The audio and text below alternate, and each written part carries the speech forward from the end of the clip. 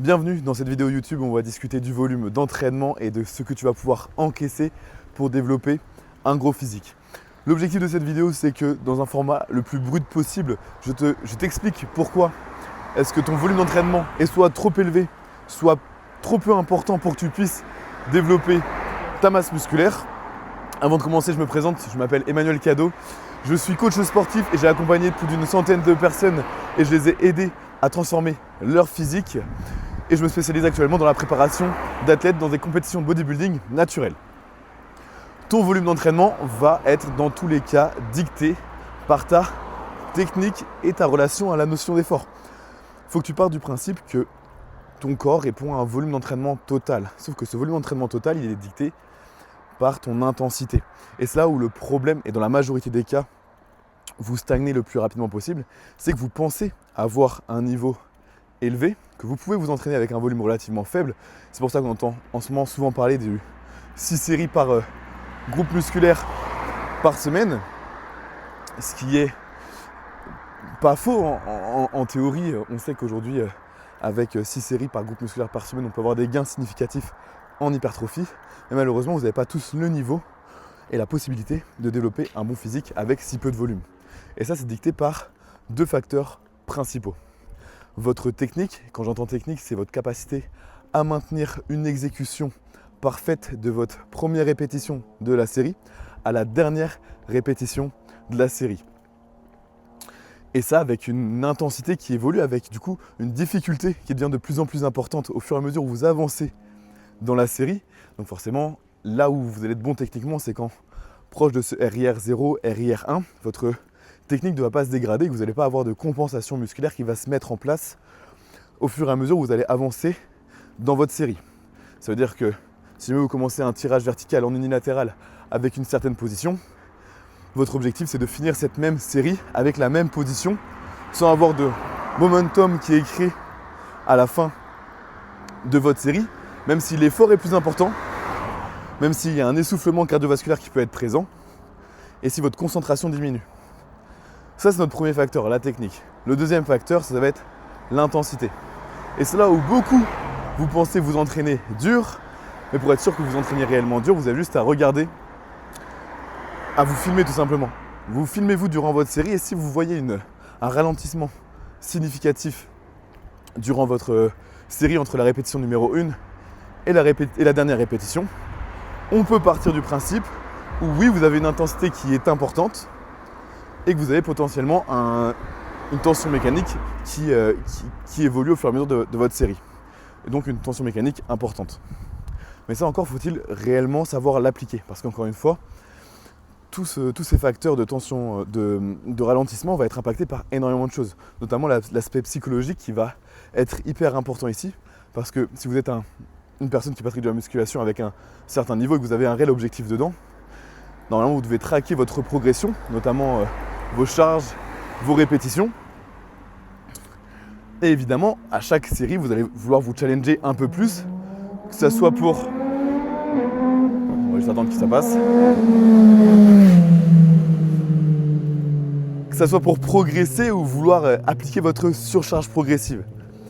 Et là où souvent on a un problème, c'est que vous allez potentiellement, et ça je l'ai remarqué au fur et à mesure des personnes que j'ai coachées, c'est que lorsque vous allez réaliser votre tracking, vous allez vous mettre un objectif en tête de répétition.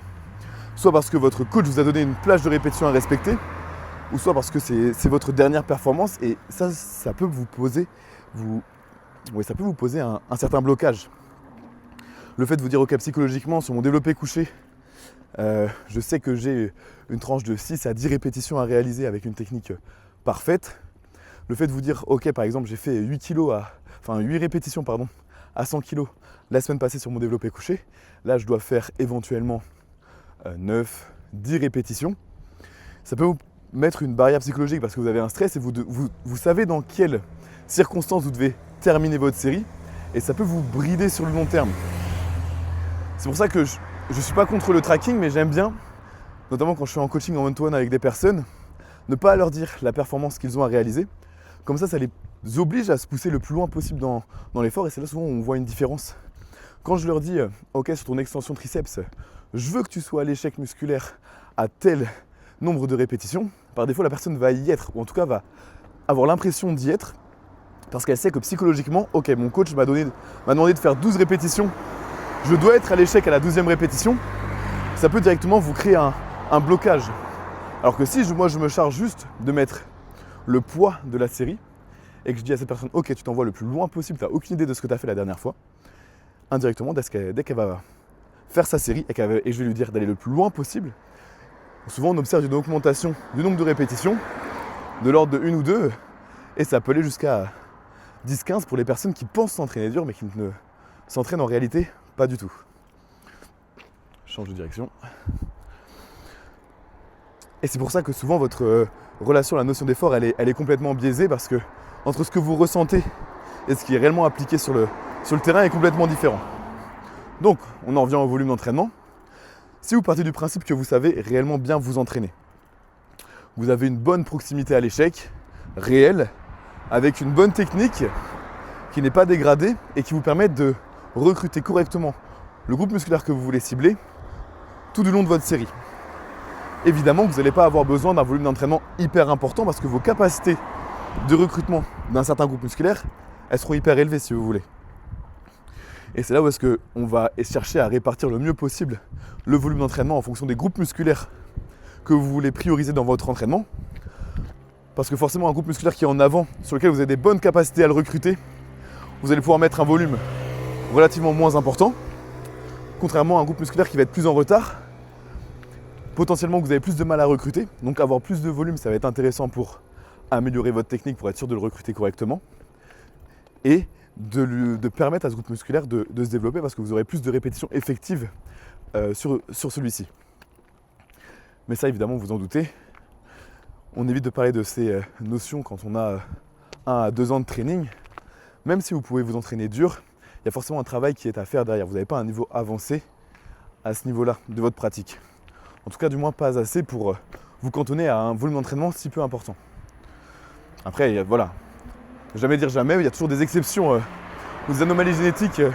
Un mec sur 100 qui te dira j'ai toujours fait 6 séries par groupe musculaire, depuis que j'ai commencé la salle, il a un gros physique. Et ça sera toujours un mec sur 10, mais est-ce que ça te concerne toi? Tu as juste à regarder ce qui se passe sur ton corps avec le plan d'entraînement que tu as actuellement. Est-ce que tu évolues? Oui, non, tu as la réponse à la question.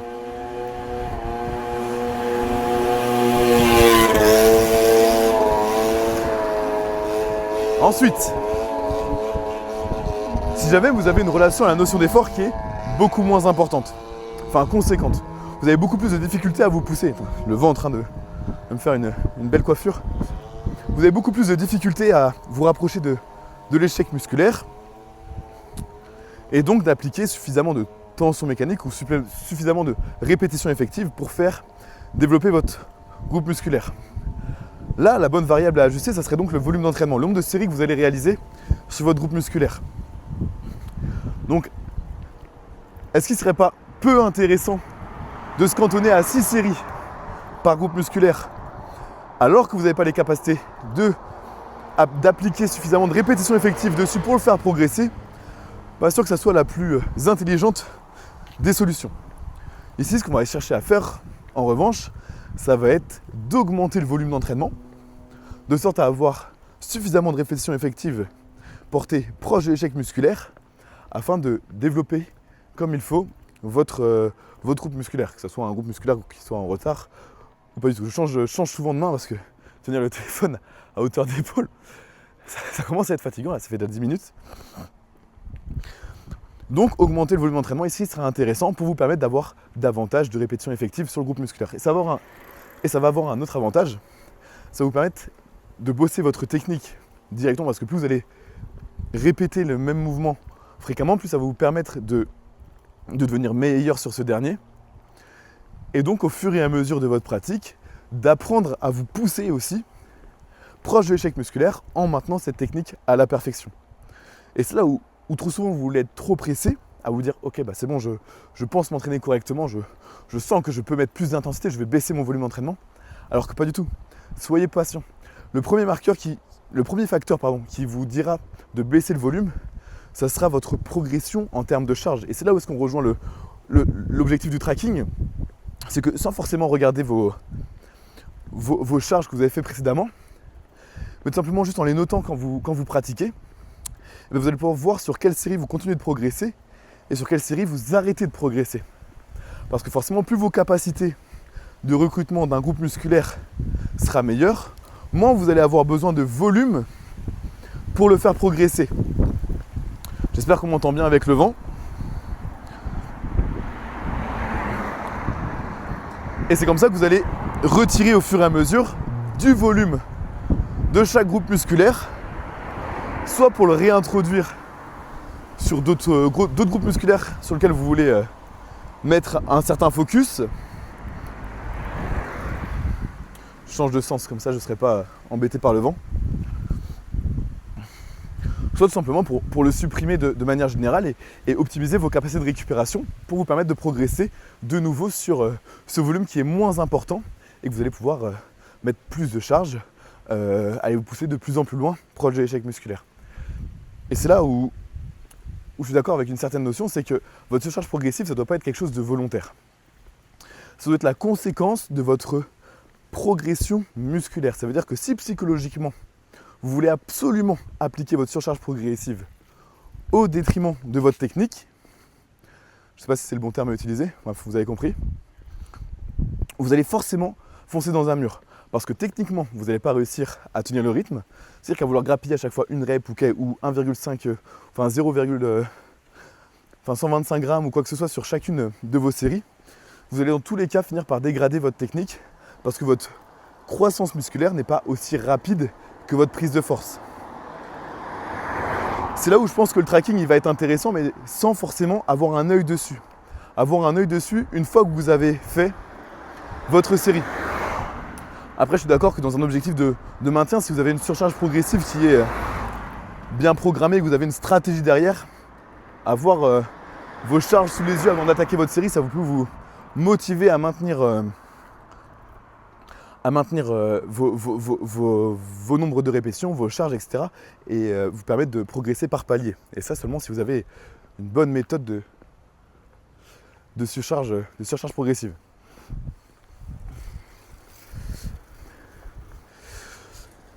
La suite, j'ai oublié ce que je voulais dire, ça va me revenir. Et concernant votre surcharge progressive, comment savoir si vous êtes réellement sur un palier de stagnation et à partir de quand vous allez devoir baisser votre volume d'entraînement sur un groupe musculaire parce que vous commencez à stagner. Évidemment, cette mesure, on ne la prend pas d'une semaine à l'autre. C'est pas parce que tu commences à stagner sur une série sur 2 semaines que tu es forcément en train de progresser sur ta technique, sur ta capacité de recrutement de groupe musculaire. Je ne sais pas si vous entendez, il y en a un qui s'amuse bien en BM. Que tu vas forcément progresser sur tes capacités de recrutement, mais tu es peut-être aussi dans une phase de ta progression où l'environnement n'est pas viable, qui t'empêche de récupérer correctement et qui t'empêche de progresser aussi sur chacune de ces séries. C'est pour ça qu'avant de moduler le volume, j'attends toujours d'observer une stagnation sur au grand minimum 4 semaines. Pour être sûr d'évaluer une stagnation totale et de devoir moduler mon volume d'entraînement. Donc voilà, à partir du principe que votre volume d'entraînement, c'est une variable qui va être tout le temps fluctuante, que ce soit en fonction de votre environnement, du moment où vous en êtes dans votre progression, si vous êtes en phase de prise de masse, en phase de sèche, en phase de prep, ça va pouvoir être impacté. En fonction de votre progression aussi au niveau de la technique et au niveau de l'intensité. Et en jouant sur ces 3 variables, en fait, chaque variable n'est pas modulable indépendamment l'une de l'autre. C'est-à-dire que dès que vous avez touché à un paramètre, ça va forcément impacter les 2 autres. Et ça, il faut vraiment que vous en ayez conscience avant de vouloir vous baser sur un nombre de séries totales sur votre semaine.